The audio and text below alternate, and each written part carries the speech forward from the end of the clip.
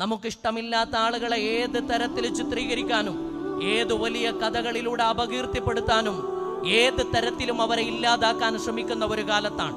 എനിക്കിഷ്ടമല്ല എന്ന ഒറ്റ കാരണത്താൽ അതുവരെയും നന്മ ചെയ്തിരുന്ന നല്ല മനുഷ്യരെ പോലും ഒരു സുപ്രഭാതത്തിലെ കള്ളന്മാരും കൊള്ളക്കാരുമാക്കി മാറ്റാൻ ഒരു മടിയും കാണിക്കാത്ത ഒരു കാലമാണ്. പേര് വെക്കാതെ സോഷ്യൽ മീഡിയയിൽ എന്തെങ്കിലുമൊക്കെ എഴുതി കൂട്ടിയാൽ ഏത് മനുഷ്യന്റെ മാനത്തിനും വില പറയാൻ പറ്റുന്ന ഒരു കാലമാണ്.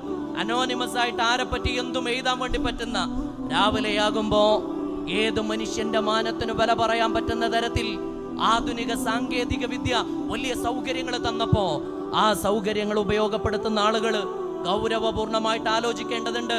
അല്ലദീന യഅകുലൂന ലുഹൂമന്നാസ്, ജനങ്ങളുടെ മാനത്തിന് വില പറയുന്ന ആളുകൾ നാളെ പടച്ചോന്റെ മുമ്പിൽ അവരുടെ ശിക്ഷ നുഹാസ്, വളരെ ചെമ്പിന്റെ നഖമുണ്ടാവുകയും ആ നഖം കൊണ്ട് അവരവരെ തന്നെ വേദനിപ്പിക്കുകയും പരിക്കേൽപ്പിക്കുകയും ചെയ്യുമെന്ന് നബിയുനാ മുഹമ്മദ് മുസ്തഫ സ്വല്ലല്ലാഹു അലൈഹി വസല്ലം.